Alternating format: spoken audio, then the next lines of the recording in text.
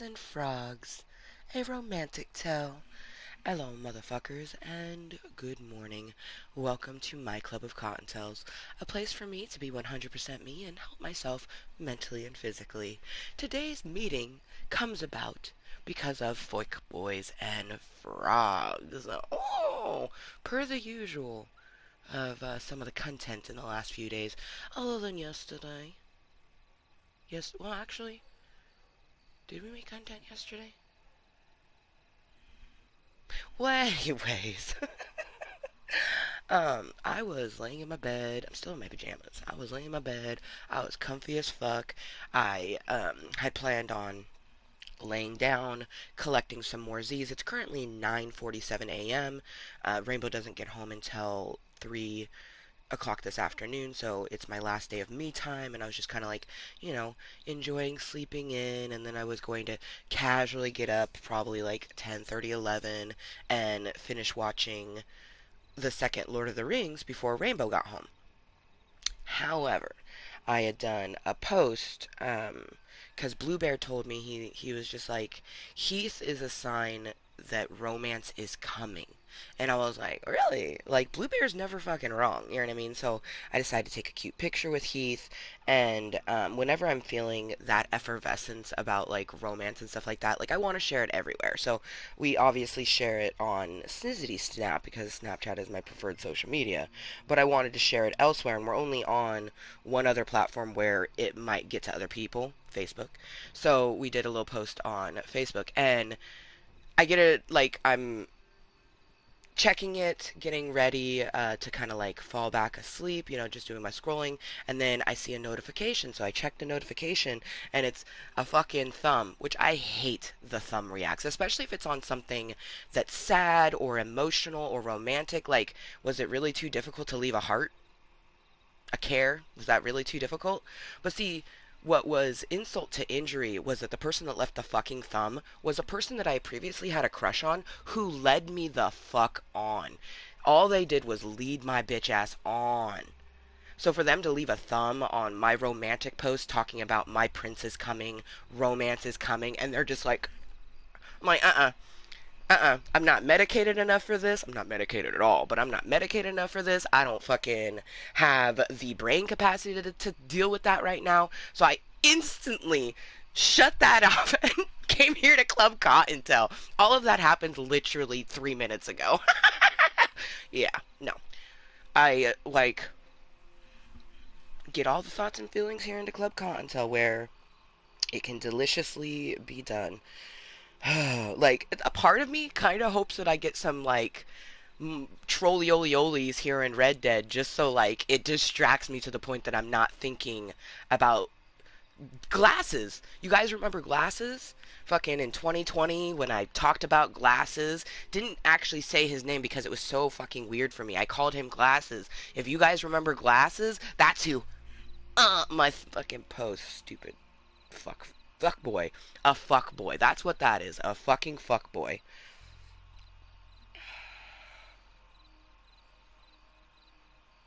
So I really like the title. Originally, I wanted it to be "Fuck Boys Drown in My Moisture," drown in my moisture. But that's maniacal and not the best. So we decided to go with "Fook Boys and Frogs," a romantic tale. I felt like it was just kind of like passive aggressive a little bit, but also very funny. So, but let's get some moisture, spread the contentery. Let's spread this moist content, shall we? We are live right motherfucking now. Come say hello. Oh, no. What's that? Hello. I'm like, I'm so, just like, oh, no, no, no, cowboy. Cowboy. Yeah, yes, yes, yes. Yes, yes, yes, yes, yes. Live right motherfucking now. Post to feed. Yes, share that to my feed. Thank you very much. No, I want to skip that trial. Thank you very much. Oh, goodness gracious. I already know that once I get the medicine in me, like, things will be exponentially different.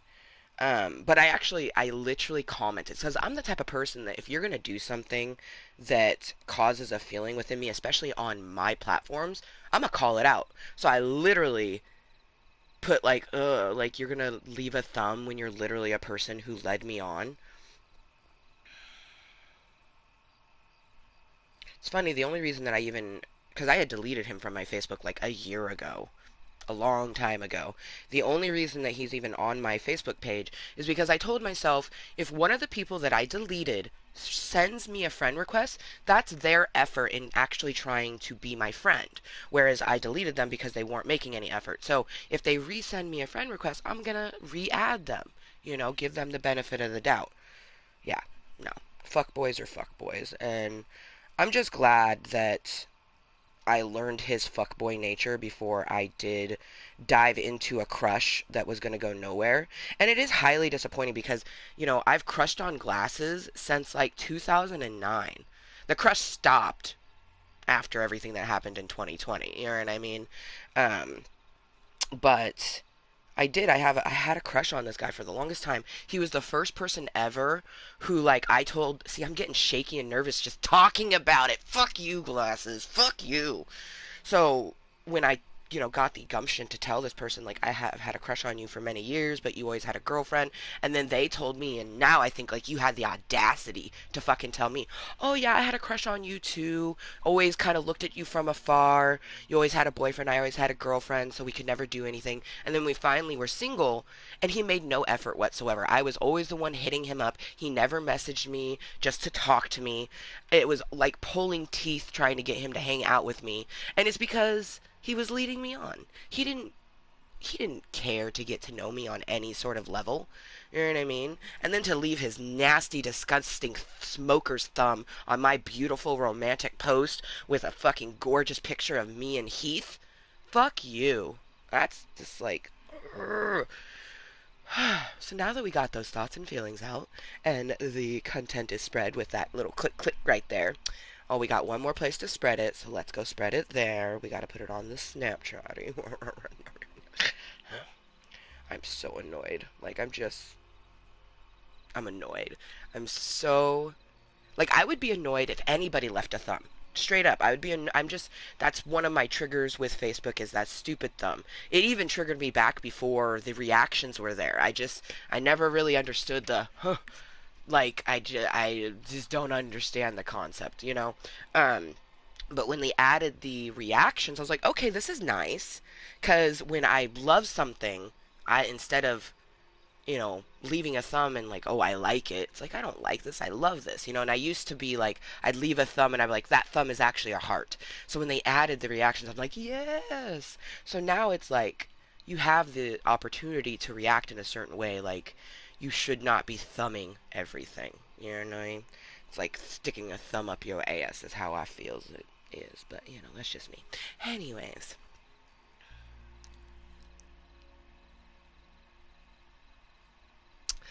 Content for moisture. That's essentially what this is. I have no idea how long this meeting is going to go. It probably, I feel like this meeting will probably go long enough just for me to enjoy a toke. Because I really do want to be watching Lord of the Ring Two Towers right now. That's what I wants to be doing. But actually, I wants to be laying in bed collecting more Z's. That's what I would be like to doing. But no, there's no way. There's no way I could collect Z's right now. That's impossible. It would not happen. All right. Looks like live, right, motherfucker? Now, come say hello.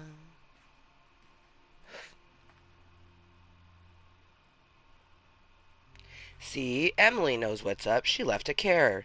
But yeah, I did a post with a cute little picture. You can see a cute little picture, and Heath right there. And I was like, in the picture, it says, Blue Bear says, Heath is a sign, romance is coming. This brings me so much joy, as Blue Bear has literally never been wrong. This little bastard right here, he's never wrong on things. We were watching a game show, Bullshit, on Netflix. I said one answer. I was like, oh, I think it's that. This motherfucker goes, oh no, that's not it. It's this. Guess who was right? It wasn't me. So, that brings me much joy. So I decided to post that picture and I put, "Romance is coming, my prince is coming, your princess awaits your arrival." And then I put my favorite quote, "A dream is a wish your heart makes." And then, the thumb happened and I was like, people who leave thumbs on romantic stuff, especially people who led me on, and I put that in all caps, you have no right disgracing this beautiful post with your nasty thumb. Ugh. Time for medicine, thankful for mindfulness, and my blue bear. My mindfulness brought me here, and my blue bear keeps telling me that that's just a fuck boy, and this is the universe bringing fuck boys back into my life to show me a test. It's a test. Am I going to um, entice that? Attempt to talk to someone who is always just going to be a certain way, or am I going to actually learn from my mistakes? I'd like to think that over time we learn from our mistakes. I mean, who really knows, right? Okay, perfect. The delicious content has been spread. Yes, yes, yes. It is Sunday. It is Sunday, May 15th, 2020. We had a lurker at the beginning. I never really understand what, like, some people say, "Oh yeah, that lurker is so and so." They always tune in. I have no idea who is the person that, like, I feel like as soon as I start content, it's like someone's getting notifications instantly. And they don't usually stay. Like, I feel like this number is more accurate than the one that's on this. So they're not here, but it's like this over here says there's someone watching. It's so odd. Sometimes it says someone's watching, sometimes it doesn't. I'm just like, I don't even know. See, it says one person's watching, but it says that there's zero there. I don't know. It's so fucking confusing. Oh my gosh. Well, let's get some cowboy love, blowing out some smoke, letting you know that this motherfucker is about to have her morning toke. Much needed, much desired. Um, I should have enough time, even if I start, or continue, I should say. If I continue my movie at noon, I should have more than enough time to watch it before Rainbow gets home. Of course, Lord of the Rings is a movie that I could watch around Rainbow. I just mainly want to be able to pay attention because, for one, I'm watching the extended edition, so it definitely adds stuff that I don't remember seeing. Because back in the day, I remember watching the movies when they came out, but I also, back in the day, when I would watch movies, I'd be around a lot of people, so it'd be hard to focus on the movie. And then if I said that I like something about the movies, I'd have a whole tons of people just like bearing into me like why I shouldn't like it for that reason, yada yada yada. So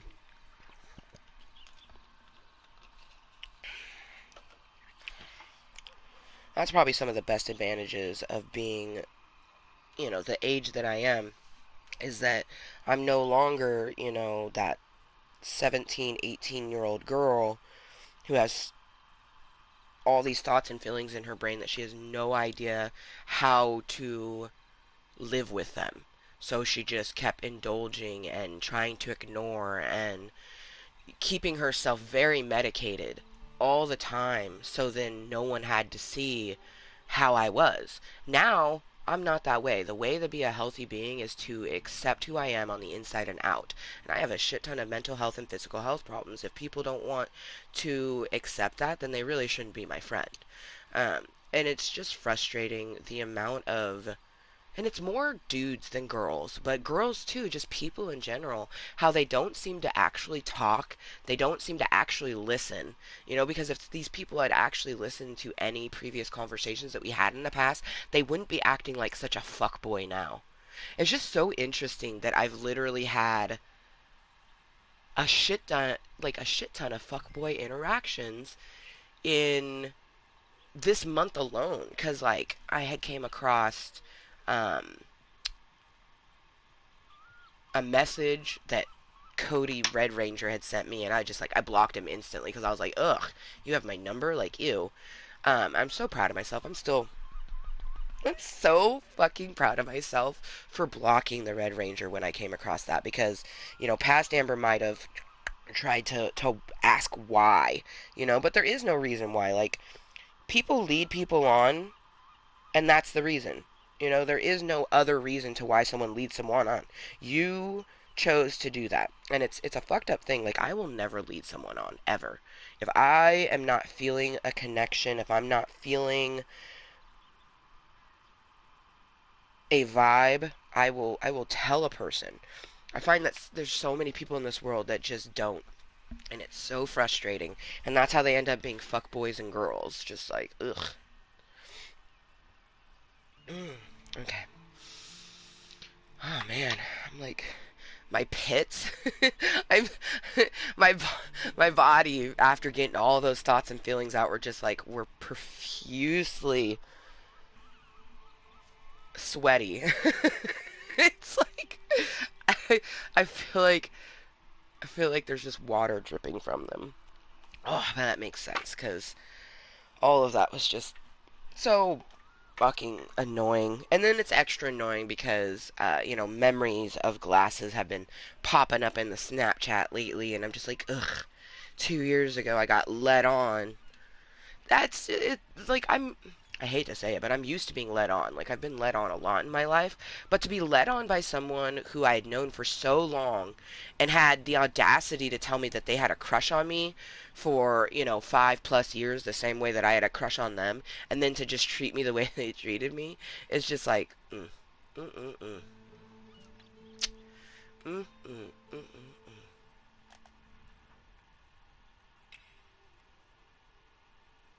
The hell is that sound? There's like a clickety, clackety sound.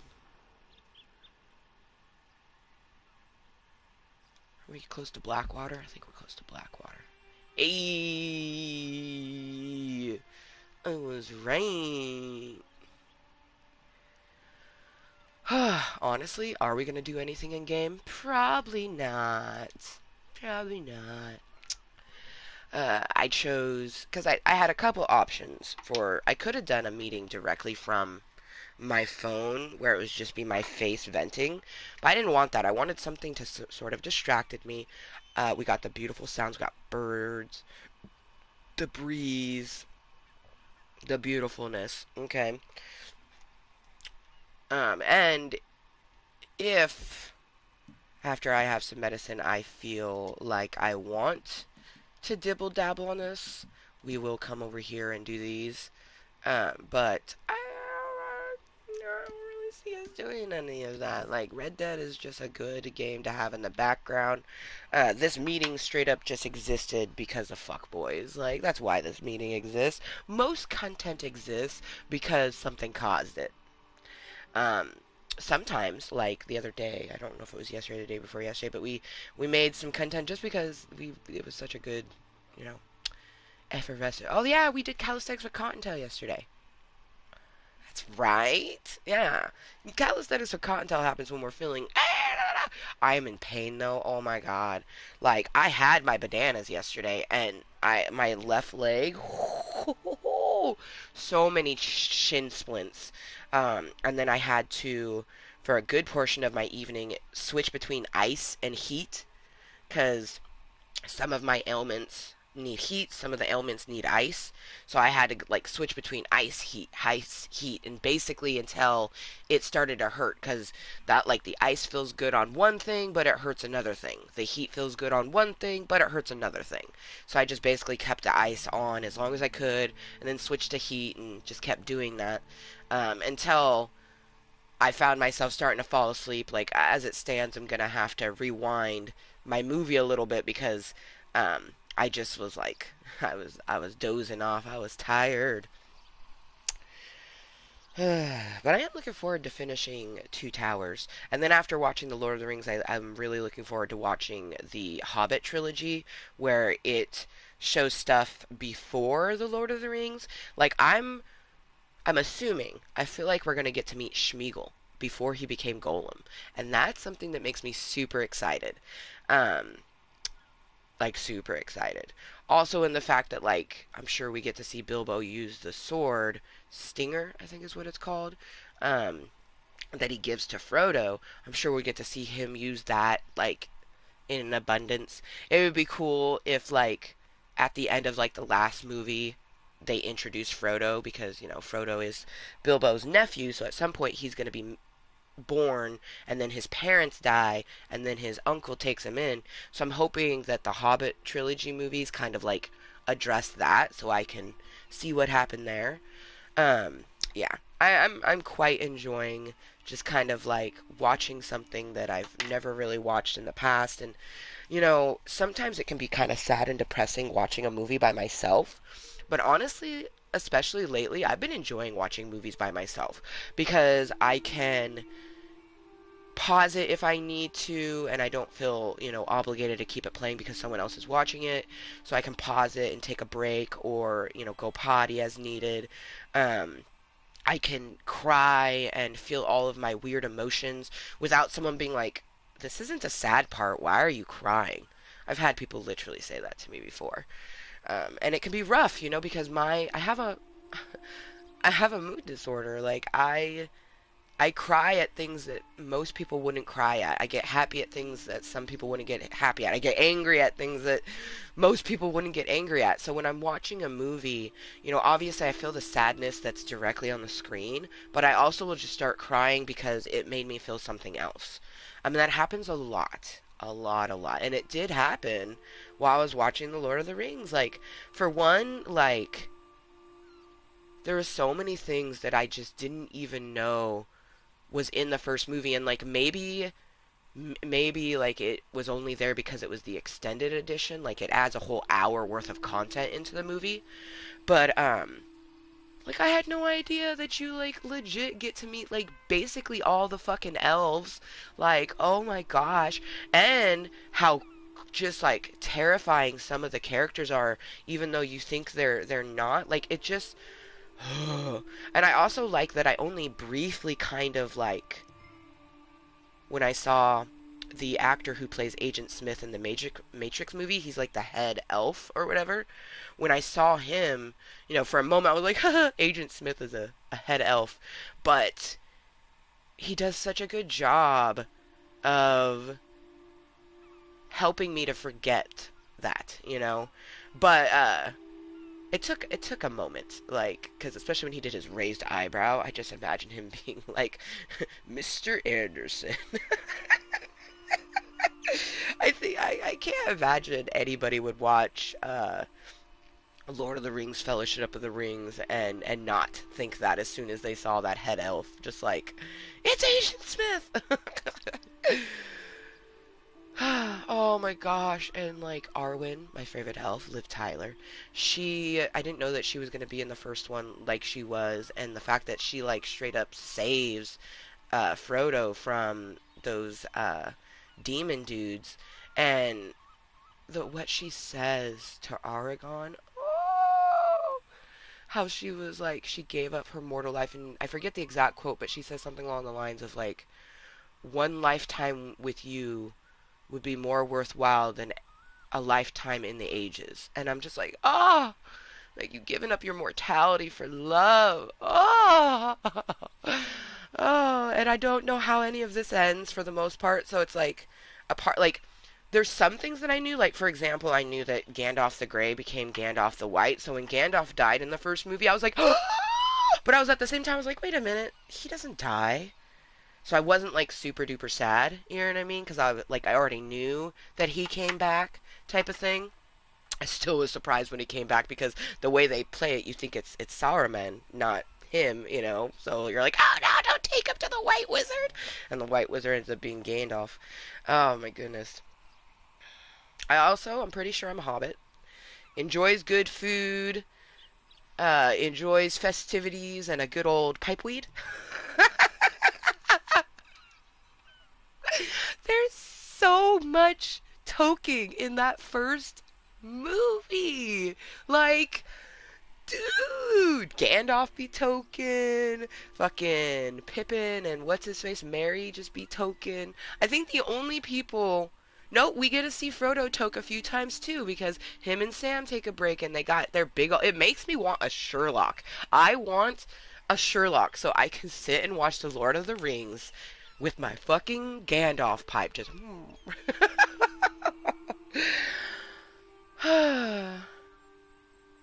makes me sad that, you know, in my early 20s there were so many things, and just in my youth there's so many things that I enjoyed, but a lot of things that I would enjoy in private, or just, you know, play it down how much I liked it because people make fun of you. And when you're 14 to 18, like, you fucking care. You fucking care.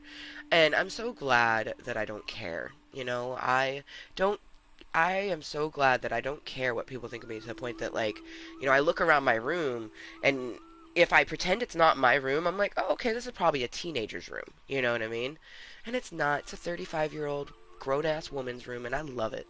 I fucking love it, because life, the whole purpose of life is living. Like, that is the purpose of life. So why not have things around you that help you to live? Who gives a fuck what someone else thinks about it, you know? All the thoughts and feelings. I love how, like, the initial thoughts and feelings of the we now have two fuckboys. We have the Missouri fuckboy and Glasses fuckboy. Actually, I feel like it should be fuckboy Glasses, Missouri fuckboy, and fuckboy Glasses. Um, Fuckboy Red Ranger. Man, all these frogs and fuckboys. We know, like, romances are coming, and yeah, I know it's out there. It feels like it's not, though. It feels like everybody my age is, like, into pranking each other and roasting each other, and just, like, all of this ridiculousness. Like, but, I know that my prince is going to be rare, so I just gotta be patient, and, everything will come. Yeah, everything will come. Cheers to romances coming and listening to this beautiful blue bear. I'm so glad that instead of laying and trying to collect more Z's and festering and thoughts and feelings, that we came to Club Cottontail.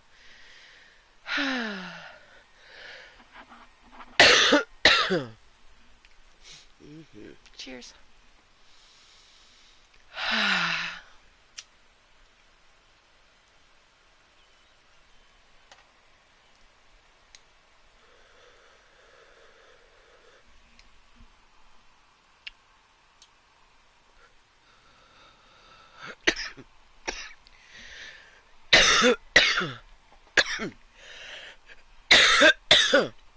Don't you know?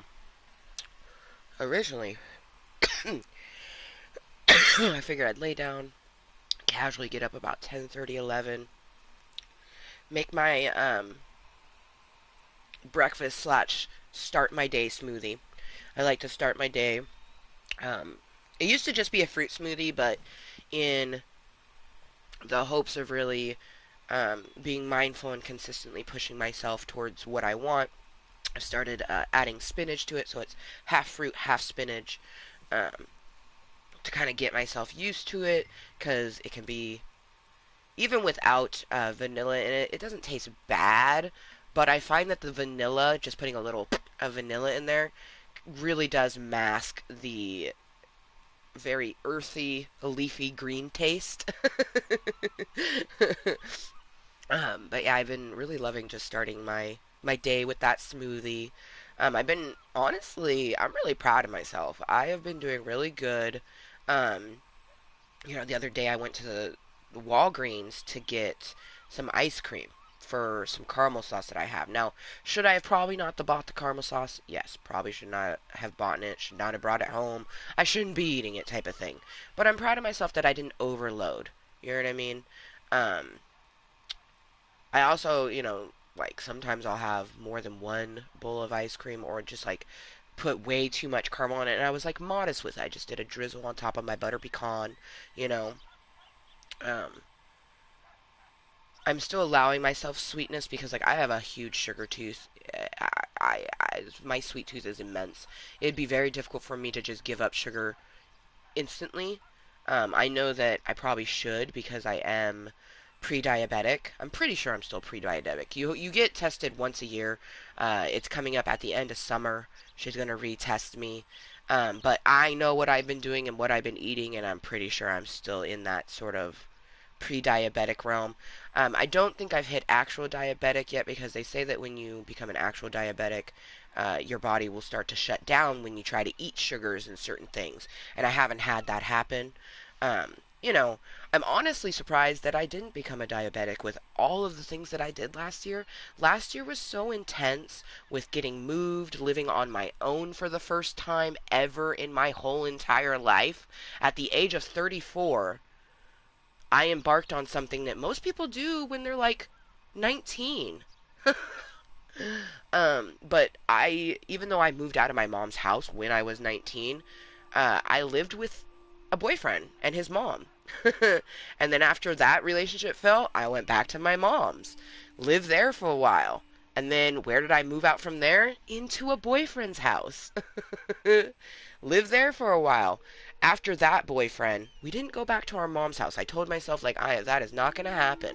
I am 26 and I am not going to go back to my mom. So I ended up just kind of like being partially homeless for a while when I was 26, and then I finally had found roommates, and I lived there. I didn't have a job at first, so I was the housekeeper. I lived there rent free, and I just did all the dishes, all the vacuuming, all the cleaning in the house. Like I was cleaning up men's pee and not liking it, but at the same time, every time I'd wipe it up, I'm like, free rent. You know what I mean? Like, I can do that, you know? Um, and then eventually I started paying rent. And I think that was difficult for my roommate in the realization that I'm paying half the rent so I don't have to clean your shitty toilet anymore. His bathroom was never clean until he got a girlfriend who started cleaning it. Fucking men. Most men are just disgusting. And a lot of women, too. Anyways, that's beside the point. So I had my roommate, and then I ended up getting a boyfriend. And originally when I met who we now know as Voldemort, when I met them, I just wanted them to be a toy. I did not mean, like, I knew I had a crush on them and everything, but, like, I didn't want to be in a serious relationship. But it just all fell so naturally, and part of that was probably that he was manipulating. Part of that was that I just was falling in love. But, we went from living with roommates to living with a boyfriend who later became my husband. So, in all of those times, I wasn't living at home, but I had roommates. I was living with someone else. This is the first time in my life that I've never had a roommate. I mean, technically, I do still have a roommate because of my 3-year-old daughter. She lives with me. But your children aren't roommates, they're your children. So it's like this is the first time, in the 15 years of me living outside of my mom's home that I've lived on my own.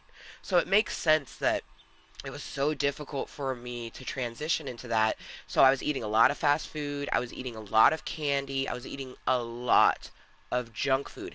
And sitting on my ass majority of the time. Like, I'm honestly surprised that I haven't ballooned into some crazy blob beast.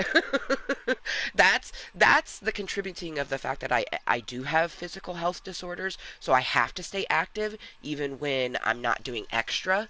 And I feel like just those normal little stretches that I do, to keep my body from hurting is what kept me from becoming a diabetic and things like that. And I'm now trying to work very hard to get myself out of that range, but also get under a certain number. Like for me, I don't really care about the number. Like I love my body. Do I dislike that I can't do certain things because of it? Sure, and we can evolve that. But I love my body. I'm not losing weight because I don't like what I see in the mirror. But I do need to be under 270 to get my hernia surgery. So it's important to me that I do that.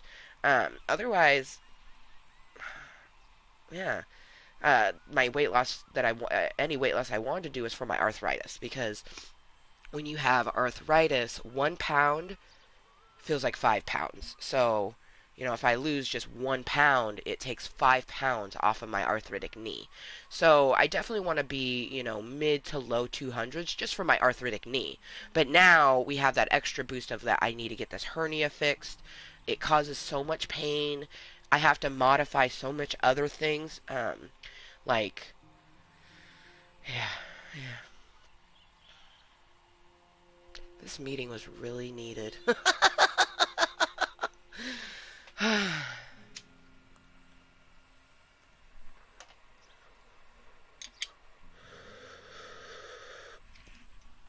don't even think I realized how much I needed a club cocktail. I mean, it kind of makes sense. It's been such a crazy, crazy life, but the last month especially, like, so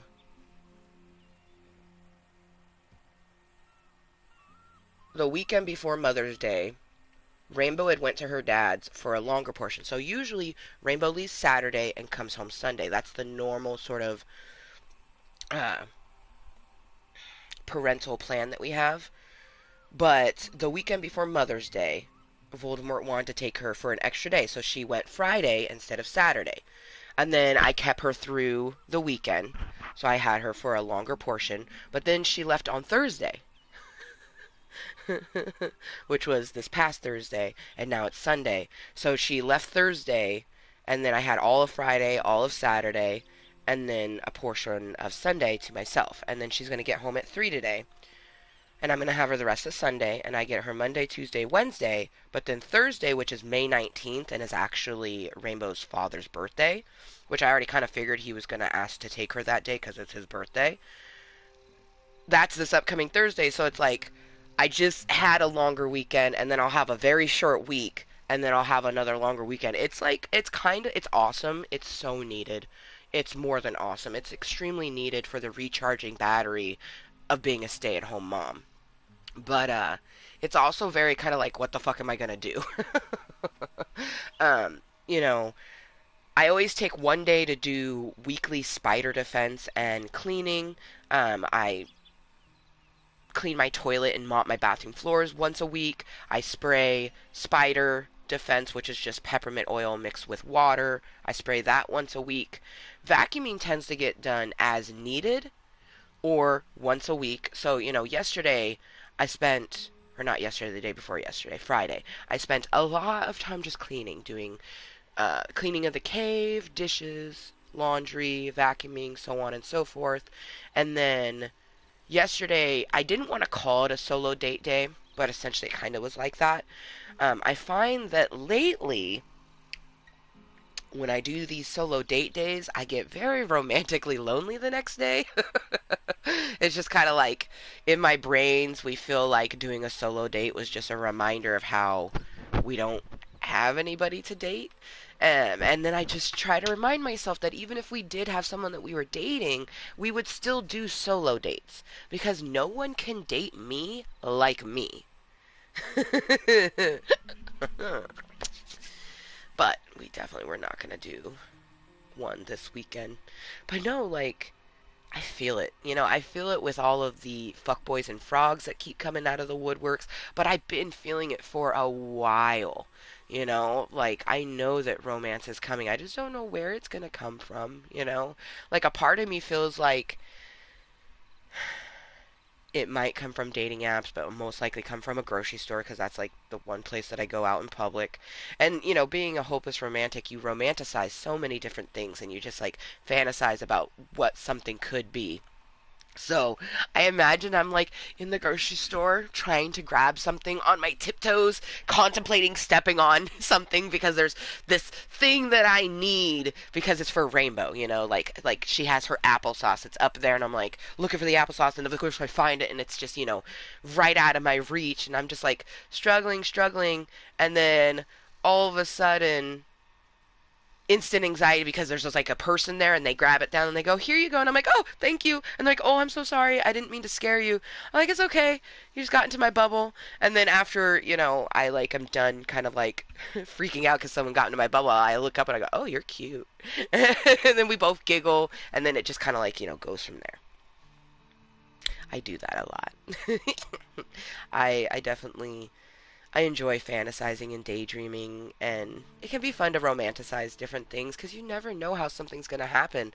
I mean, literally, the way that I met Voldemort was in a grocery store, where, like, I smelt him. I remember the very first time I fucking smelt it. I was with um, one of my exes, actually. My ex Josh and I were hanging out, and I just like we go into this Albertsons that was close to my apartment, and I'm just like, something smells good, and he's like, is it me? And I, all close, I smell him, and he's all smiling. I'm like, no, it's not you. He's like, ouch, and I'm like, I'm not saying you smell bad. I'm just saying the smell I smell isn't you. Um, and then we get the snacks or whatever, the reason why we were at the store, and I just kept smelling it and smelling it and smelling it, and I never found the smell that day. Like, could not pinpoint the smell whatsoever. But that was my grocery store. That was the nearest grocery store was at Albertsons from where I live. So I would frequent that grocery store quite often. But it became a point when, after I realized what the smell was, uh, I would go back just to watch them. I remember the day that I finally, like, I'd given up. You know, it'd been like 2 weeks of smelling this, and I'm just like, I don't know what it is. I don't know who it is. I'm done trying to figure out, and I just go to check out in the line, and I'm like, I'm not even looking up. I don't even register who my cashier is.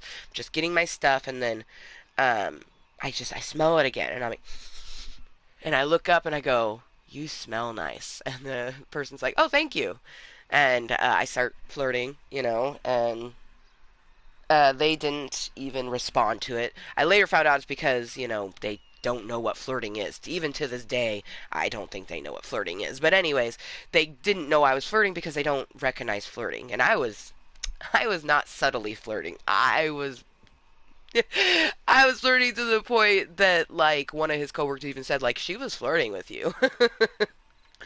But yeah, no, after, he essentially rejected, I was like, okay, I'm not even going to try. But I kept thinking about them. They were cute, I enjoyed watching them work.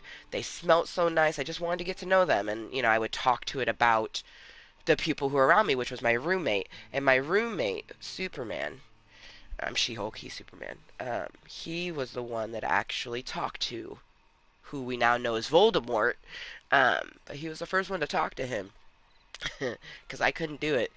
And, I still think that the butterflies I had were not butterflies. I think they were warning signs. But at the same time, everything was meant to go the way it is. Like, I would not have Amber Jr. if I had not gotten with that person. So, everything happens for a reason. But it's just so crazy. It's like when I think back to that, it's so romantic. Like everything about mine and Voldemort's relationship was so romantic, but it also was so fake on his part. Like it hurts my soul, because everything I was doing was very true and romantic, but what he was doing was fake and romantic. At least at a certain point. Like I don't really know when it changed. I do think that when he first met me, he was definitely physically attracted to me. That never went away. Him being physically attracted to me. And I think that he had a little bit of an emotional attraction, but the more that he learned, and the more intense that it got, at some point in his brain, he was just thinking, like, her good qualities are good enough that I want to stay, but I can't stand these other things. So then he just started manipulating and being mean, and, I was miserable. But also couldn't, you know, tell anybody because in everyone else's eyes, I had found my Prince charming. He was one of the first people to embrace my outlook on prince and princesses. He never even really called me princess. Although I would have loved it because I just love being called princess. But he understood that, like, I enjoyed that sort of thing. Like, I remember my 27th birthday, one that he helped me plan in our house that we shared in 2013, was a prince isn't so a princess isn't so without a prince. And it was kind of like a play on words because the word prince is in the word princess. So that's mainly where that title came from. A lot of people thought it meant like you needed a prince to be a princess or some bullshit. And when I explained them that it was just wordplay, they're like, "Oh, you really like that?" And I'm like, "Yes, I really do love wordplay." But anyways, my 27th birthday, which was so magical, was a princess isn't so without a prince, and it was it was so amazing, So people see sort of like this thing, and I even referred that like he was my knight in red shiny armor because he drove a red truck and stuff like that, and it seemed I called him my alien because it was out of this world. Like I had never felt or experienced anything like that before, but I don't know what of it was real. And so we can't even like think about that. But I do know that my next prince will have all of those qualities, but they'll be true. You know, I won't ever have to tell them to call me princess because they'll just know. They'll see me react to princesses and different things, and they'll really want to get to know me, and they'll do cute little things that I'm not even expecting because they just know me.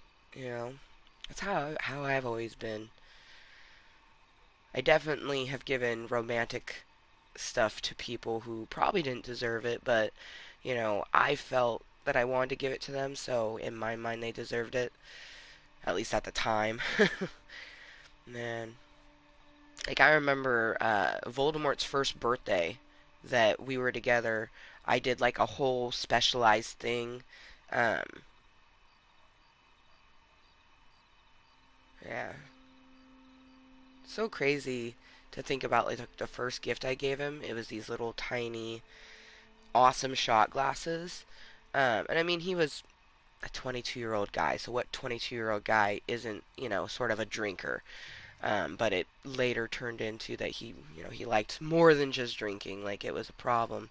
But it's just so crazy. Like I embrace so intensely, and I look forward to being able to do that with someone who actually wants it and isn't trying to manipulate me into something.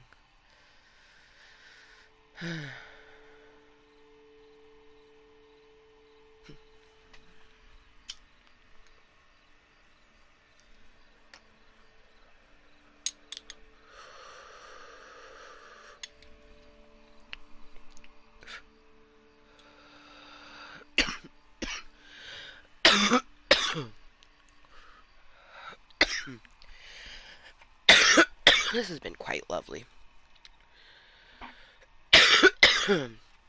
Just a wonderful little tokaloke. First tokes of the day. It's currently just after 10:30 a.m. So good motherfucking morning from me to you. This meeting was very much needed. Maybe or maybe not you've noticed the title, just simply Fuck Boys and Frogs, a romantic tale. Getting thoughts and feelings out per the usual. Um, if you're a Kottontale looking for some gaming content, this is definitely not it. This meeting will definitely go into the folder random content and I am Kottontale. There's a folder that's entitled I am Kottontale. And anytime I have a meeting that's like this where I'm getting intense thoughts and feelings out, I cry, it's just I'm always real and raw, but the I am Kottontale ones are more real and raw. Uh, like more on the negative side of emotions, like I don't really think that the whole happy Cottontails end up in the I am Cottontail folder. It's the ones who are feeling some type of way about something that happened, and we just really needed the moisture that Club Cottontail gives. It's just like I can't fully, honestly, I can't fully explain like what my content does for me. It gives you just such a great feeling, an effervescent feeling. Um, it just like I don't know. And then the mixture of Red Dead, I love. Especially I'm in a place where like the sounds don't get too creepy because I'm right next to a town. Excuse me. Um, but like other than nighttime the sounds get kind of creepy. But um, during the daytime, it's just so beautiful. Birds chirping, horses galloping, animals squeaking, squawking, and roaring about. Like, it's very pleasant. And my outfit, oh my gosh. My cowgirl is fucking goals. Like, look at that, like, snatched waist and them thick thighs. How you doing? Not gonna lie, my character kind of makes me want to, like, shave my head. But we getting some hella good growth. Um, we shaved our head last year, and I think that it's growing much faster this time than it did last year, which makes sense, because my hair has had more healthiness in the last year than the previous hair that we got rid of. I had long, long hair. That was the crazy thing. When we shaved it to this, our hair was only like this long. Like, it was very short, sort of pixie haircut. Um, but last year we had hair down to here. You know what I mean? Like, it was a good amount of hair. Like, I actually cut a piece of the hair off and I kept the ponytail. You know, um, memory of the first time that I shaved my head, type of thing. But I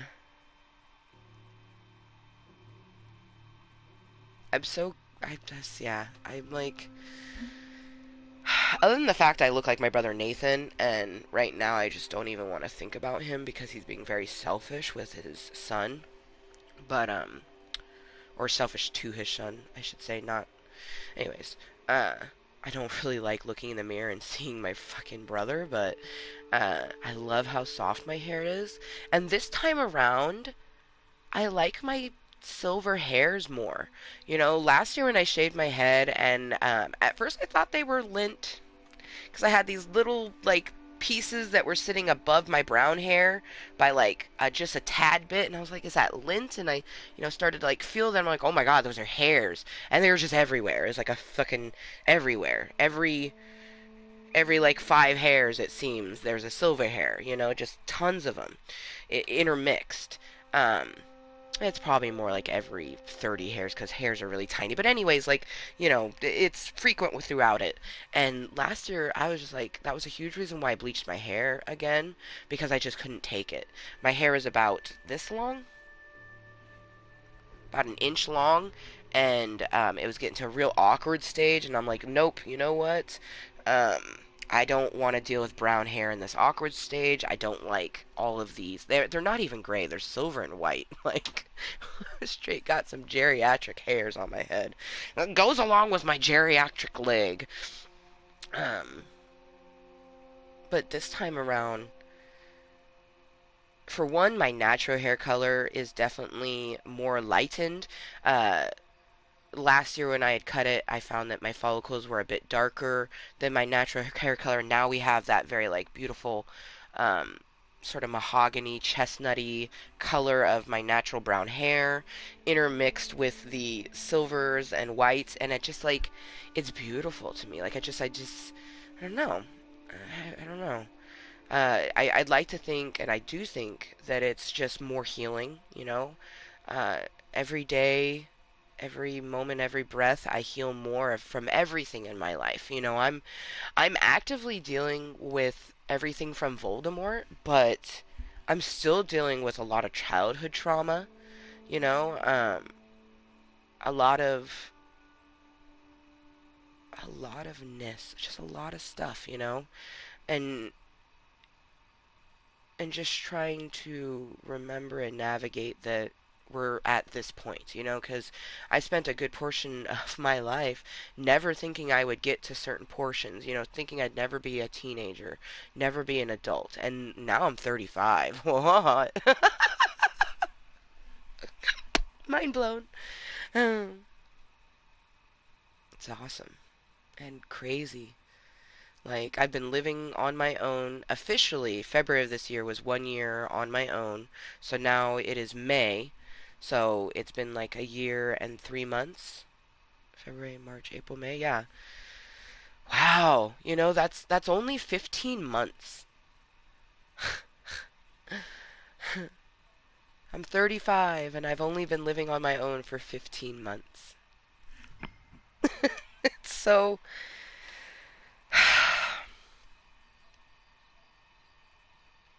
I'm really proud of me. I'm really proud of you, Amber. Can't stop, won't stop. life is always gonna throw that shit at everyone, and I'm just glad that, I may be sitting in a shit river, but my skies are so beautiful and full of rainbows. And I've always been taught, and I teach my daughter, and I teach myself, just hold your head up high and look up. You know, don't look down and don't look to the past. Unless you're looking for guidance. Too many people look to the past and they get stuck in it. I like that when I look to the past, I use it for extra mindfulness on different things. Just always gonna look to my rainbows. Oh wow, what time is it in game? Oh yeah, that 3:30, where it's a couple hours till the sun comes up. The sky is beautiful, but you can still see the stars. We got birds starting to chirp. Oh yeah, fuck, it's beautiful. Oh, that moon though. Ooh, that side profile though. Okay, it was down. I was like, why are the sounds low? It's because my microphone was down. One thing I do like, and I have found that this volume thing, whereas I'm sure it affects my voice a little bit, it doesn't as much as I think it would. Like, as long as it's not turned all the way down, you can hear me. But like the in game sounds will be lower, but my voice will be essentially kind of normal. Of course, that could just be because I have one of those voices that projects very easily. I love it. I love it. Mm. I love you, Club Kottontale.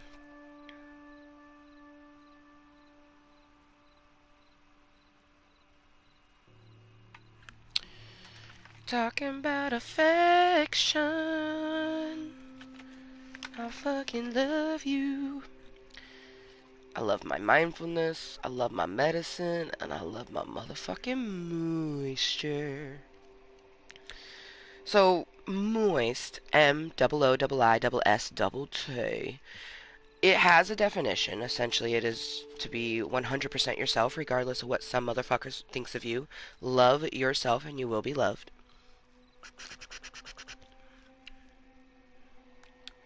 But it also is kind of like a mindful, positive mantra. Um, when something is good, I like to say it's moist. When something is happy, we like to say it's moist. Yeah, I did it wrong. I I knew it had an S on it because I always giggle at it because I'm like, affections. It sounds like infections. Like I'm infecting them with my love. I really should do like an updated write down like I did the first month of Club Cottontale. But anyways, we're gonna have our second medicine of the day. We're going to enjoy. Oh my god, we got to screenshot that. That is fucking beautiful. The moon, the side profile. Whew! Everything is delicious right there.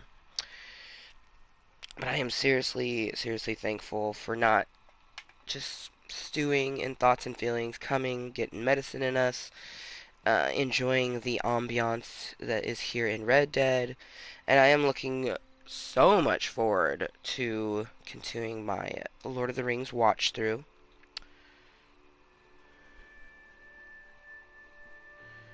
And then I look forward to watching it with other people who actually enjoy it as well. But after I've seen it, so if they're talking, I don't have to worry about missing something. That's something that's been kind of frustrating. So I am a subtitle person. I like having subtitles on. For one, it's kind of needed when you have a toddler because their decimal just goes all over and you don't want to keep turning up the motherfucking TV. So we put subtitles on. But I just enjoy subtitles, especially in movies that have unique names and things like that. And Lord of the Rings def have some unique names. But it's a little frustrating when they start speaking in Elvish because it pops up a subtitle saying speaking Elvish on top of the subtitle of what they're saying in Elvish, so I've had to backtrack a few times during the movies just so I could actually read what they were saying in Elvish because I don't want to miss any of that shit. Oh gosh, I had such a lady gasm when uh Arwen, I think is her name, Liv Tyler's elf. I keep wanting to call them fairies. They are not fairies, they are elves. But I literally, when I was watching it, I was just like, oh my gosh, she's in this one, and I was just so happy, like I couldn't contain myself, like, and that's another reason why I'm glad that I'm watching them by myself, because if I was watching with someone else, I get the reaction of them, and a lot of the times people react to the way that I react, and it's not positive. They may think that it's positive, but laughing at me is not positive. I don't like that. That most people's, oh wow, what a beautiful color sky. Oh my gosh, screenshot. Beautiful. So, most people's reactions to me watching movies, like if I start crying, they're like, "Oh my god, are you okay?" I'm like, "I'm fine, just watching the movie." They're like, but it's not a sad part, and I'm like, "I'm fine." Like let me just watch my movie and feel what I'm feeling. I'll tell, like, and then if I like when I get certain reactions to something that's happening, like people will just, and they always say like, "Oh no, I'm giggling because like I thought it was cute," but sometimes it's not like a, it's like a, what are you, why are you reacting like that? And I'm like, I was just watching the movie, having my reaction, and it's like. I don't like that. I don't like trying to, enjoy a movie and having my reactions to things kind of feel like it's being made fun of. So I definitely, I think I much prefer to watch movies with people that I've actually seen. But, it is fun to watch people's first reactions. I just wish that people would react silently to people's reactions. Like, I definitely have been there, someone reacts super cutely to a movie, and I just, I'll look at them for a little bit and smile, but I don't make a sound. I don't let them know that I'm watching them, you know what I mean? I just let them be in the moment.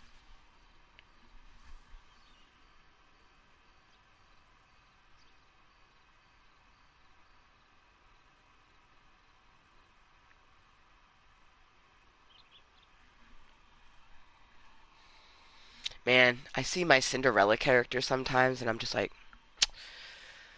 maybe we put her back in Cinderella, but instead of the corset by herself, we put her in a shirt like this. Um, oh, that'd be so beautiful. Especially because they have two colors of the Molina shirts. 'Cause I'm pretty sure that's the name of that shirt. Um, they have a light blue and a dark blue. The dark blue would be utterly perfect for Snow White, and then the light blue one very perfect for Cinderella. Cheers. I'm gonna have my second toke of the day, but my last toke here in this meeting. After this toke, I'm most likely gonna end this meeting and get my stretch on because I definitely need a stretch after yesterday's fitness routine. I am so sore. Um, but especially before we sit and finish watching a movie. Like we only got an hour into Two Towers, so there's still 3 hours left of the movie. But they do, they really do be keeping you interested. At least they keep me interested because when I was watching Fellowship of the Ring, and it's fucking 4 hours, just under 4 hours. I was entertained the whole time. I got an hour into the movie and I was just like, "Oh shit, we're only an hour in. Let's do this." You know what I mean? Oh my gosh, like I would so go to like a Lord of the Rings watch party where like they start at realistically you'd need to start at like 10 a.m. To be able to get all the movies in. Like it would go from 10 a.m. till the wee hours of the morning, or you start it even earlier. Start it at breakfast time type of thing. But each movie is 4 hours, so you have to give yourself 12 hours to watch it, but you also need some breaks in between. So it'd be like a 15-hour watch party, is how I figure. You know, watch a movie, have an hour break, watch a movie, have an hour break.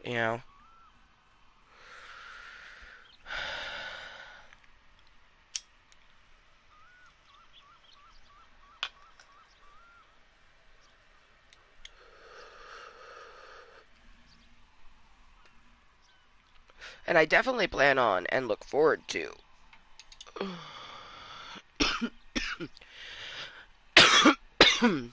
I looked up different ways, like for best viewing of them.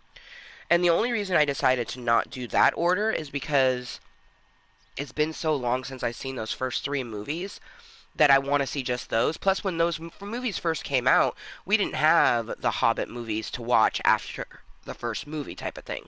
So, um, I think it's better for me to watch, the Lord of the Rings first and then watch the Hobbits where we watch Bilbo go do his thing. And now, I was looking up tons of different things because, the Lord of the Ring fans, they're pretty intense. So you can find different ways of watching it chronologically, by release date, so on and so forth. And then they had a best order watch. Every single person in an article I came across, they said the best order watch was to watch Fellowship of the Ring and then watch the three standalone Hobbit movies that came out in the 2010s, and then you watch Two Towers and Return of the King. That's what everyone says would be the best watch order. I kind of think that it would be best watched all three Hobbits first, and then you watch all three Lord of the Rings. But I won't know until after I've watched all of the movies. You know what I mean? And then I can better suit how I think they should go. Because, like the Alien movies, for example, the best watch orders that I had found, I don't agree with them at all. All of those watch orders says that you should watch Alien, um, Revelations, and uh, Prometheus after the first four movies, and I think that's very wrong because those are prequel movies. They take place before the first Notre Dame, or Notre Dame, was that the name of it? Normus? Nomus? Anyways, before that first flight in the movie Alien, Prometheus and Alien Revolutions, they happened before that. Revolutions? Revelations? Anyways, um, it happens beforehand, and I recently had done my watch through and I did it the way that they had said, and I was just like, oh, I didn't like that. I definitely think that these movies should be beforehand. So the next time that I watch it, I'm gonna watch Prometheus and then Alien. I'm pretty sure it's Alien Revelations, and then watch Aliens, uh, Aliens 3, and Alien Resurrection. Alien Resurrection should definitely be the last movie that you watch. Um, for one, that's chronological order, but it also is just like the most satisfying. Like the hopes that everyone will just like get to live and like die. Ripley, man, I can't. Oh, poor woman. Just like let her be. Oh, damn. I kind of want to watch the Alien movies right now.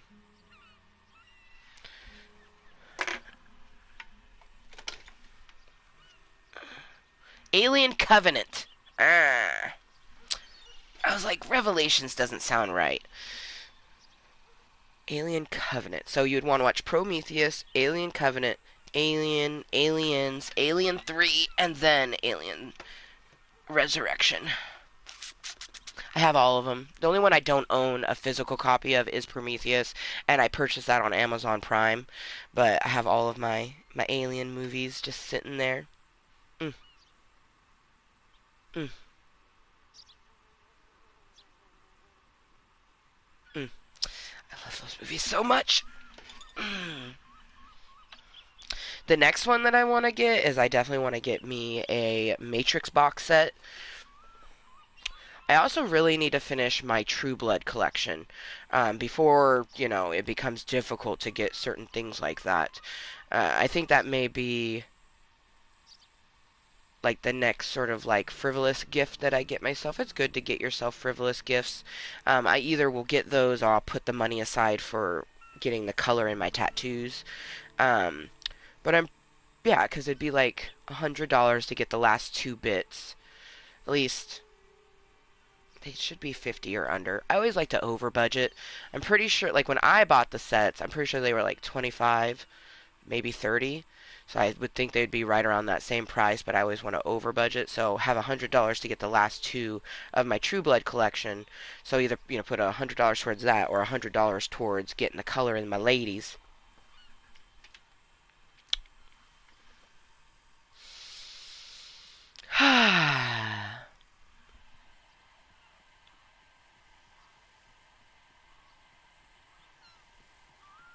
Make my smoothie.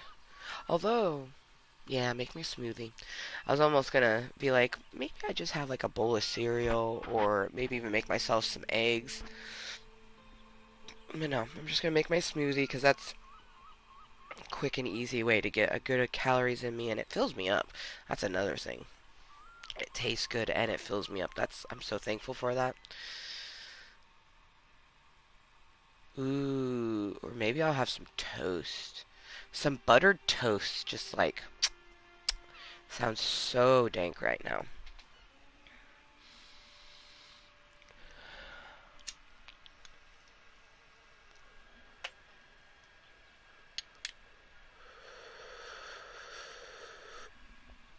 Oh, so I made syrup. Well, actually, it was more of the consistency of honey. And it looked like honey too.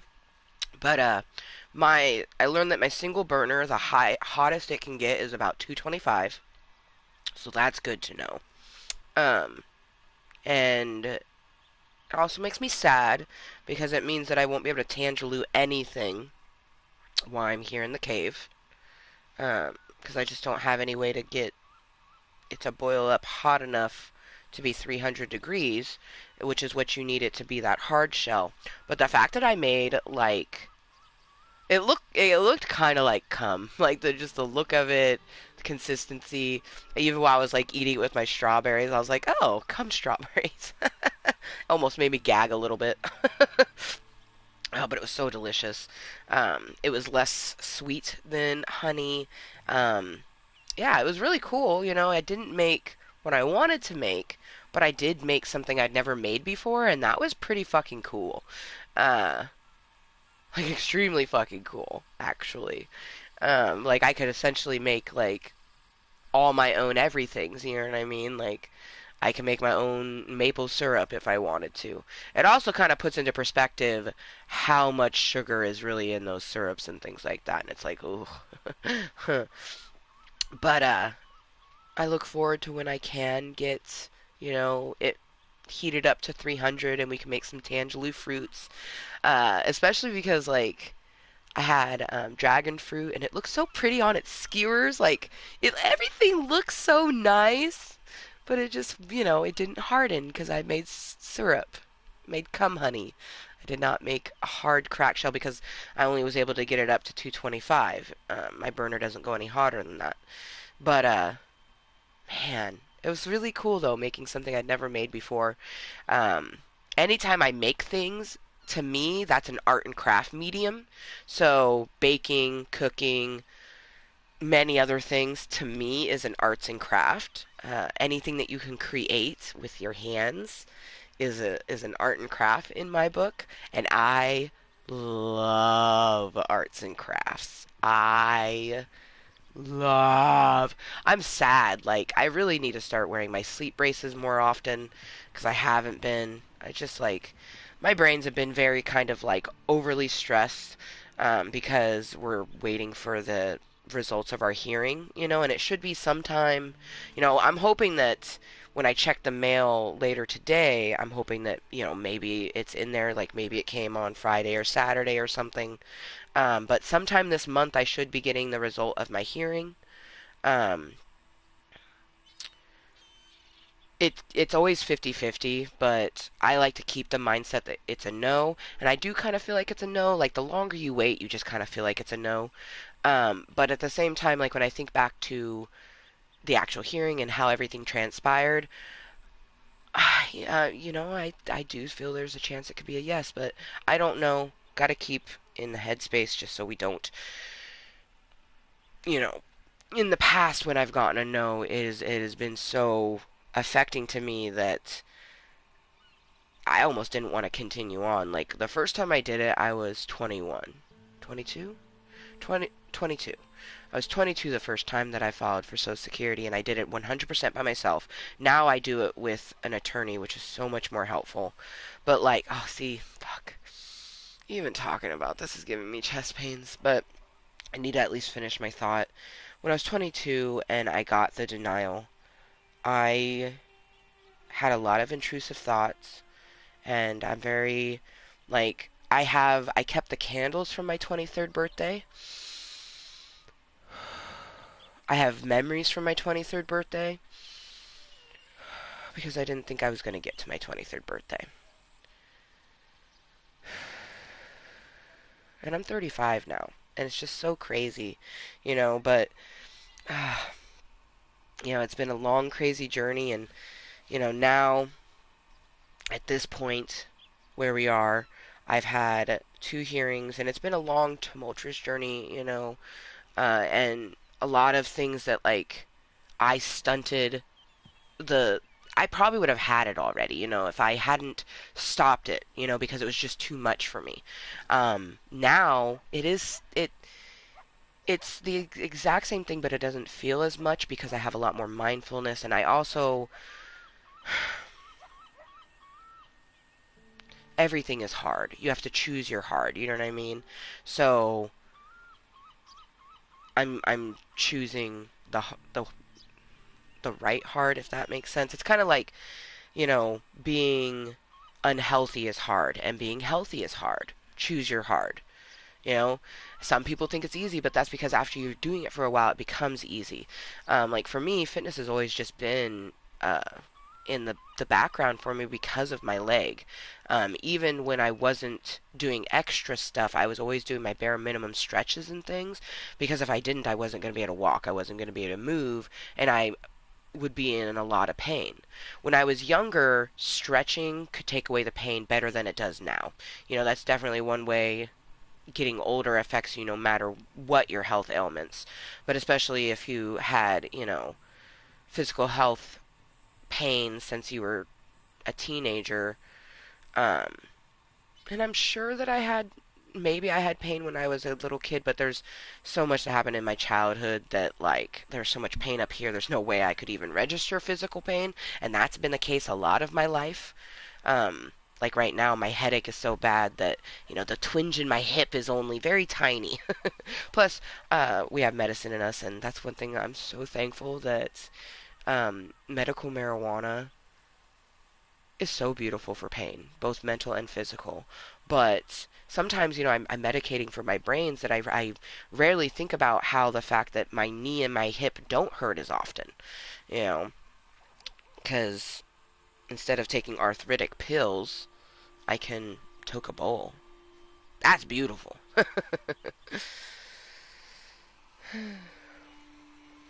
And I just got to get myself a primary care provider, a main doctor, so we can start getting things established so I can get my card. Because right now I'm 35, I can go into a dispensary and buy recreational marijuana legally, so I use recreational marijuana in a medical way.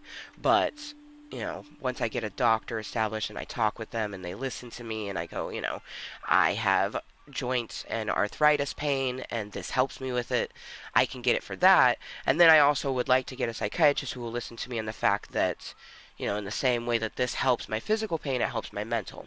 But there's just, most doctors are very like, they don't want to go that route.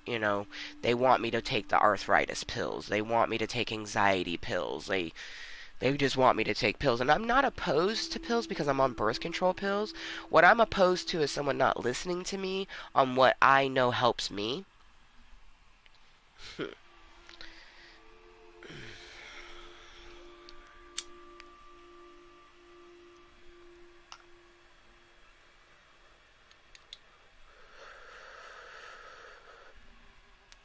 What's also super hard with the Social Security journey is that for you remember every single thing that's happened along it. So I remember everything of it since I was 22. But the judge, the attorneys, what they're doing is a very short amount of period of time. So, previous hearings, previous exams, like, I don't necessarily have to think about that. I just have to think about the ones that happen now. And that has been an interesting thing. Like, down to, the judge. Like, my very first hearing, I did feel like the judge was, like, just very stoic and, like, came off kind of rude, but I just kept, like, being mindful and being like, you know what, they're just doing their job, like, yada, yada, yada. Like, I mean, that first hearing was a bit of a fever dream because I just was, like, focused on Blue Bear the whole time. But, the second time around, even my attorney was like, "Oh, your first judge was, uh, she didn't say hard ass, but she used a different word. They were a tough judge, and she just kept saying how like this next one, like they're like the polar opposite of that person." And I was just like, and even in the hearing, it felt like that, like that first person, she didn't want to hear anything. Honestly, when I found out that she was a woman, I was surprised because I remember the room being full of men. I don't remember any women being in that room, but maybe some were women. I don't know. Maybe my anxiety was just turning them all into men because men give me anxiety, which is so funny because I do have majority guy friends and I get along with guys really easily, but men give me immense anxiety. For a variety of different reasons. But anywhoosies, this second time around, my judge was a man, and he was just so sweet. He looked like a teddy bear. Like I just wanted to hug him, and you know, he asked me questions. He wanted to know what I wanted to hear, and my attorney kept saying that like that they were known for that, and I didn't know what to expect, but I was just so surprised, and then you always feel like at the end, like, you wish you had said more, but I just answered the questions, you know what I mean? That's all I could do. So, like, whereas, like, I feel like I should have added more, I did what I must. Like, I don't know. It's such a crazy, crazy journey. I just think that the best way that for your own mental and physical health is being transparent with yourself. And, obviously that comes off being transparent with others. And one thing I'm just so thankful for Club Cottontale is it's always going to be that place for me to be 100% me and help myself mentally and physically with it. Like right now, having all the intense thoughts and feelings that started with fuck boys and frogs, and then we just start talking about all sorts of stuff. Like, I didn't even realize that I needed this meeting as much as I needed it. So I guess I should say ribbit and thank you to the fuckboys and frogs for making it possible for me to just get that moisture that Club Cottontail brings.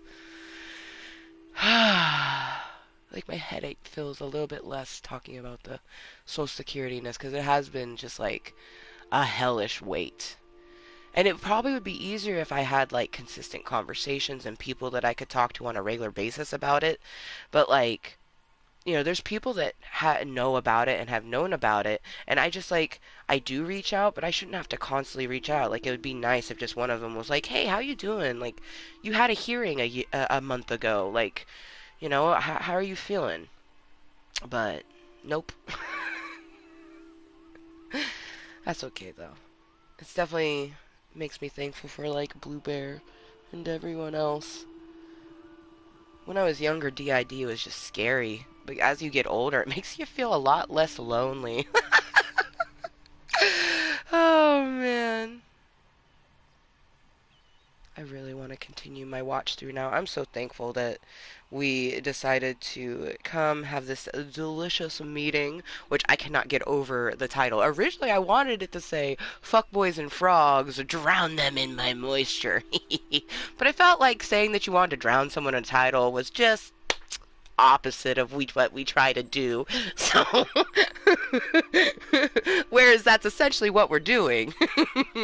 I like the title "Fuck Boys and Frogs: A Romantic Tale." I love that so much. Like I feel like it should be like a title of a red flag book.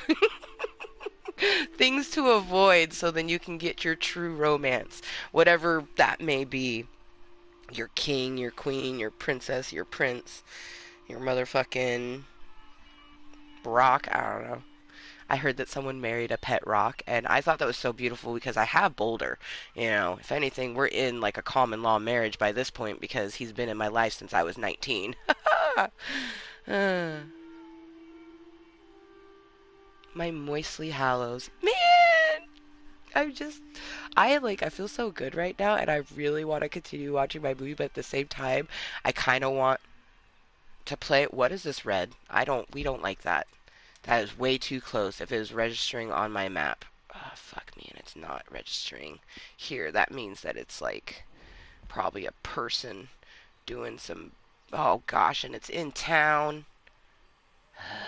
Okay, I'm just gonna like urge to play went away. Oh, good, the red went away. Oh gosh, it came back. Well, there for a second, I was thinking about playing, but the meeting was mainly just to get that good, delicious moisture that Club Cottontail brings, and I'm so glad. And I hope that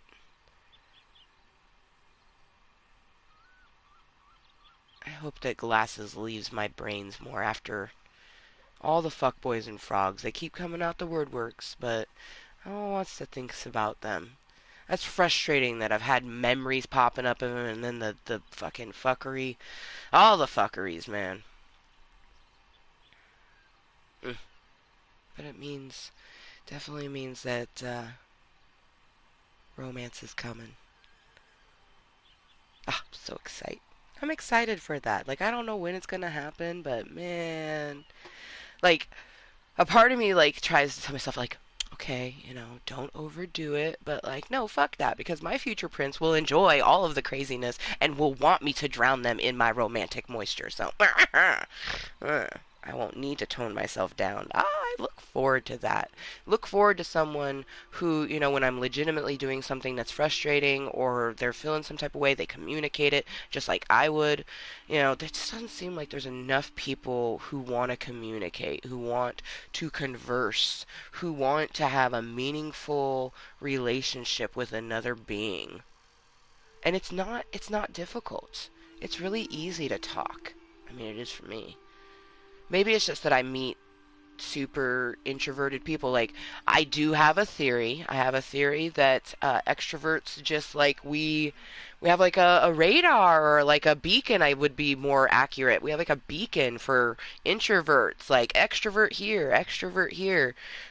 So it's just like all the extroverts are all surrounded by introverts, and you know we're trying to find some extra extroverts, and we're like, wait, where you at? uh, Or I find that the people who are extroverted are like party people. And I'm not a party person. I used to pretend to be a party person because that's just how we could get interactions. But I have never been like a like get crazy party person. Like I like to dance and have fun. Like I'm a partay person, but I'm not like a party person. You know what I mean? Like they just want to drink and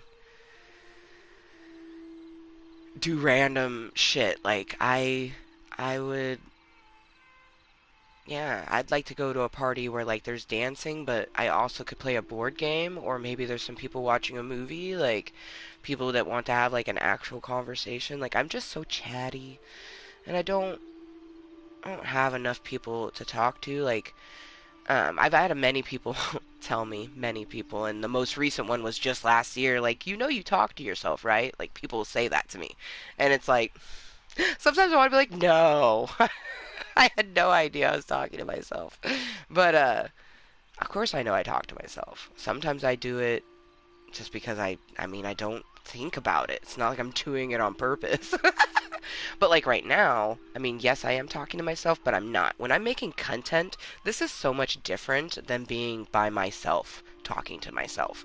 Now, whereas like I have had, you know, very long and in detailed conversations with myself when I'm not making content, that's beside the point. That is talking to myself, me, myself, and I. This is talking to myself, but other people could be there.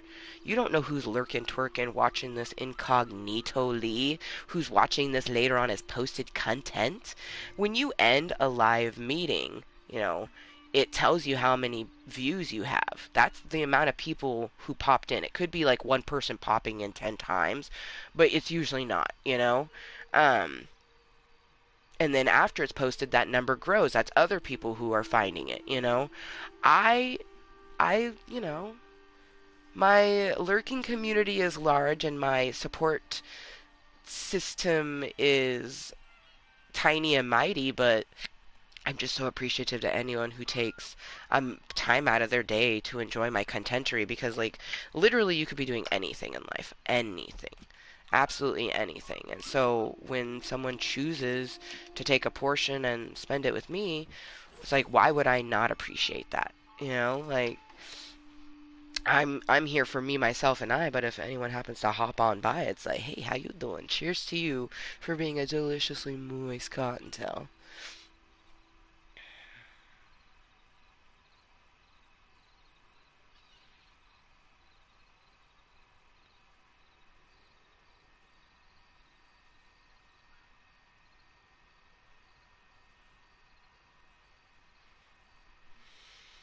Hmm. Hmm. Affections. I fucking love you, Club Cottontail. For realsies. Whoa.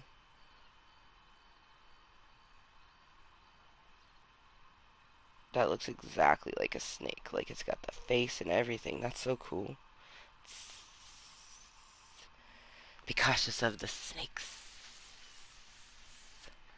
but enjoy their beauty. Oh, snakes are so beautiful. Oh,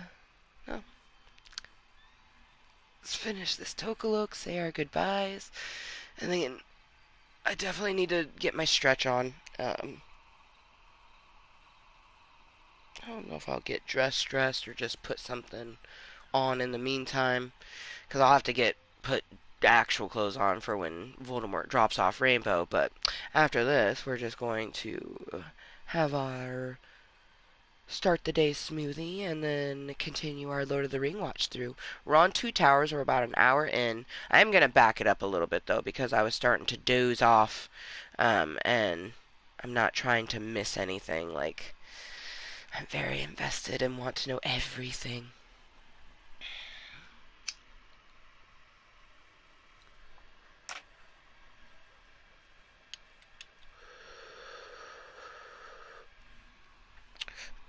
And I don't know if it's like because it has been a long time since I watched them because I know I've watched all three of the Lord of the Ring movies at least once. It was just like way back in the day.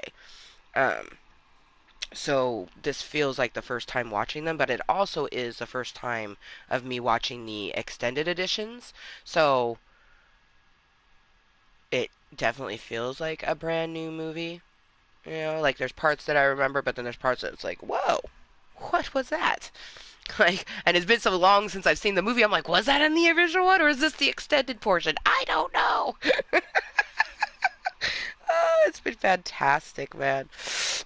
It's really been a fantastic weekend, even with like consistent negative juju just coming from all realms, you know, with fuckboys and frogs, and then other directions, just like, you know, people focusing on the shit that's in their life. You know, we all have shit. There's so much shit.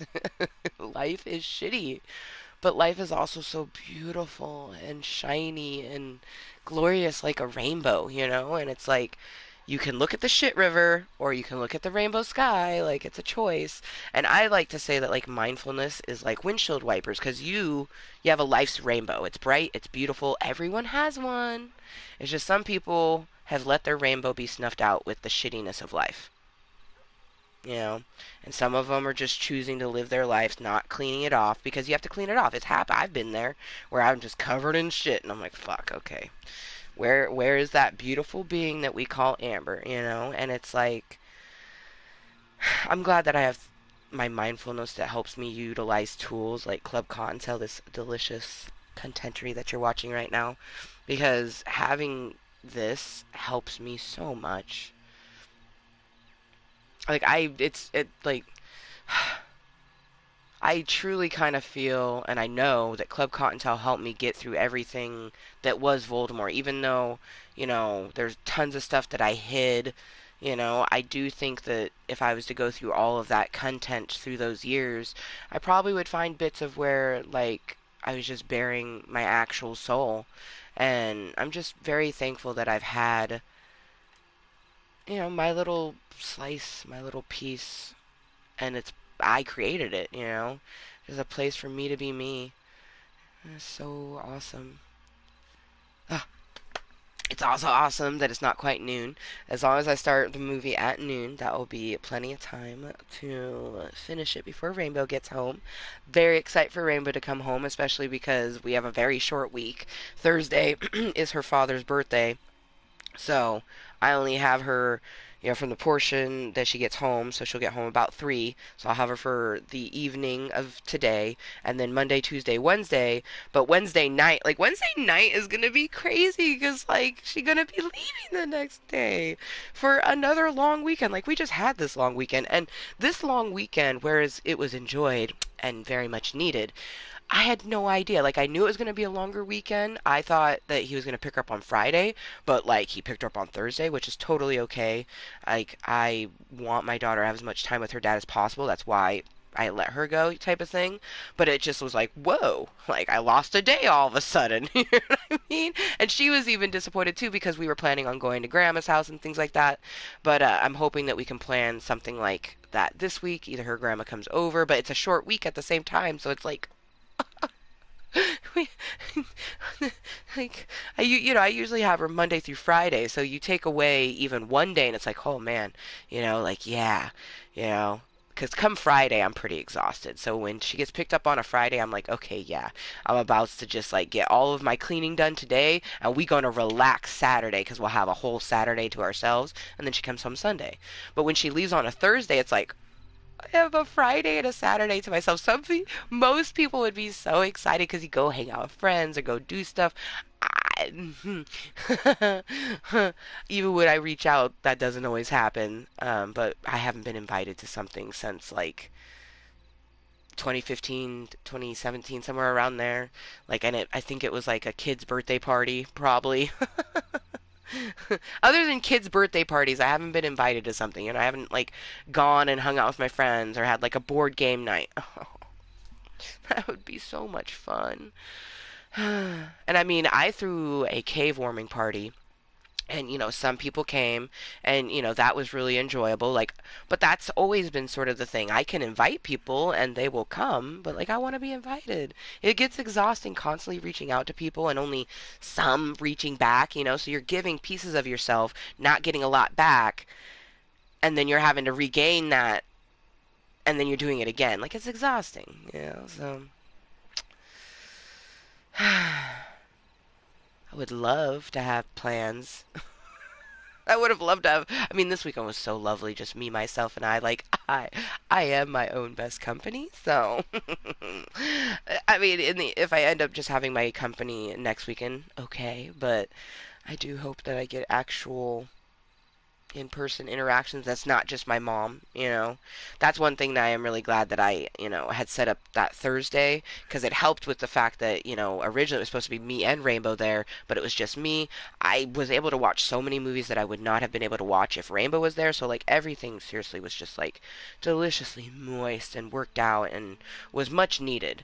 Being a stay-at-home parent is being a parent is exhausting, but being a stay-at-home parent, anybody will say like that's extra exhausting. So yeah, I'm just fucking tired during the week. So come the weekend, that's when we relax. We do what we need, cleaning, things like that. Like, I'm sorry, but the one time I forgot a spider defense, I had to kill a fucking spider, and I was not happy about that. So, you bitch, don't forget the spider. I'm like looking for spiders. I hate when you say spiders. It's like you then start looking like you feel like there's gotta be a spider somewhere. But, Blue's like, nah, you good. You sprayed the spider fence. Yes, I did. I do need to get something for flea defense because getting bit by Pepper is the most horrible thing in the fucking entire world. Grass fleas. They're teeny tiny fleas. Tiny, tiny. Looks like you're being bit by Pepper. And it's frustrating. And hurts. They're ankle biters. Um, I was going to try doing the salt, and I didn't do that this weekend. So I'll probably do that next weekend, because I've heard that many times that salt will kill the fleas. Um, so I'll do like my peppermint defense, and then do the salt, and then vacuum that up, and then I'll probably spray peppermint again.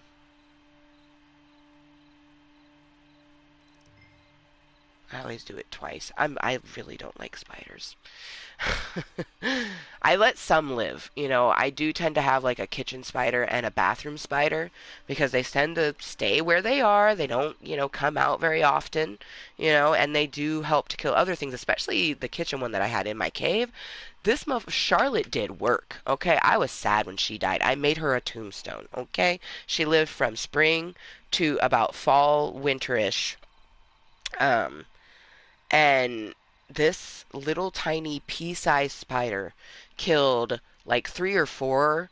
No, it was like five or six because she killed some like smaller spiders too. She killed a shit ton of spiders, but the big ones, them big boys, she literally killed like three of those. And it was the most disgusting but greatest thing ever watching her like eat the carcass of like this huge one that was down at the bottom. And it's just like impressive. Just fucking impressive. So, spiders are helpful. Certain spiders are anyways. But I mean, like the one that she killed, I'd be killing those too. Those are the ones that I ain't trying to have. They're not. They're probably they're not brown recluses. I'm pretty sure they're just a wolf spider. But wolf spiders still hurt if you get bit by them, and they're creepy as fuck. Looks like a Pacific Northwest tarantula. Like, nah, man. My therapist wanted to make sure that she's so cute sometimes. She wanted to make sure that I knew that it actually wasn't a tarantula. And I was like, no, I know. It looks like one. She's like, okay. Therapists are a hoot. But they have to make sure that you're not fantasizing or, make believing something is something that's not, because that happens a lot. I am an individual that sees things sometimes. These sees things and hears things. So the therapist is there to make sure that we're seeing things and hearing things that are actually there. Club Cottontale, I love you. You're therapy. You're therapeutic in so many ways. And thank you to anyone that's been tuning in. We got one last hitski here in Jaded Rose, and then we're going to say goodbye, which will give me about a half hour to stretch. But I really do think I had 3 hours left, so I started at noon. It'll give me a time to finish it. And I can watch Lord of the Rings around Rainbow. It's got some brutal parts, but it doesn't have anything overtly sexual or anything like that. She's into creepy Halloween stuff, so honestly, the orcs and stuff like that, she'd probably be into it. So, like she go, ooh, spooky, ooh, Halloween is what I could hear her saying. But I want to be able to focus on the movies. That's the main reason I don't want to watch them around her. But being that I can watch around, the next time that I watch them with her. That will be so much fun. Sit and watch Lord of the like we've already done that with like Spider-Man. Um, we didn't do it with Star Wars because I wanted to be able to focus. It had been a long time since I had watched those, but I know that she would definitely enjoy some portions of Star Wars. I don't know. I'd have to see. Wizard of Oz has been a big one that we've been watching lately. She loves Wizard of Oz, but we've watched, the live action Spider-Mans because obviously she likes cartoons, but it's the live action ones that she's been enjoying. Um, but I think that she would enjoy Lord of the Rings because it's just very fantastical. She'd love the horsies. She loves horsies. She loves watching me play this game. She's like, "Ooh, you play horsey game?" And it's so cute. She's like, "What I hear?" And it's the yeah, yeah in the game to make the horse go faster. Whatever she hears, I she's like, "Mom, what I hear?" I think that's so cute that she says, asks what she's hearing, and oh, I can't wait for my daughter to come home. Is like I miss her so much. It's been a good couple days, but like I am going to just like eat up the next 3.5 days. You know what I mean? Oh my goodness. Because the first Monday, Tuesday, Wednesday is always like, there's always exhaustion with being a parent. You have to tell them no. You have to make sure they're doing the right things and not getting into things they shouldn't and stuff like that. But you know, the first 3 days of a 5 week is always like the super fun parts. So it's like it's gonna be great, but like you don't. Or at least for me, my like weekly exhaustion doesn't start coming in until about Thursday, and then by Friday, I'm just like, of course, there's sometimes that she just gives it extra, and it's like by Tuesday, I'm like, oh my god, I'm tired.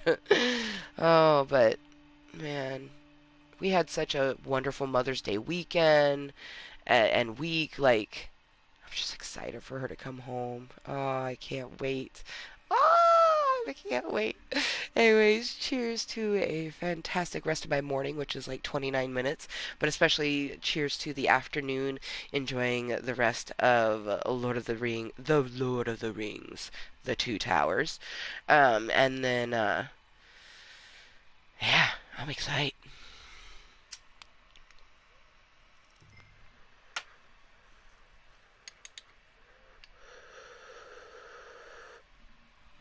I should make my breakfast slash start the day smoothie, but I kind of just want to make toast.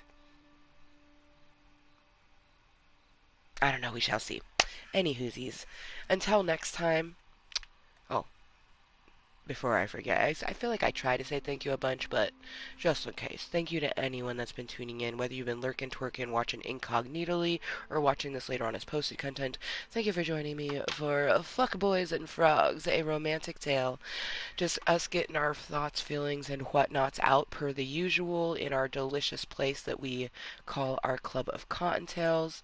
It is always a wonderful time when I come to Club Cottontail. So, until next time, and always, please do remember to be kind to yourself and everyone else. And we will see you next time. Bye.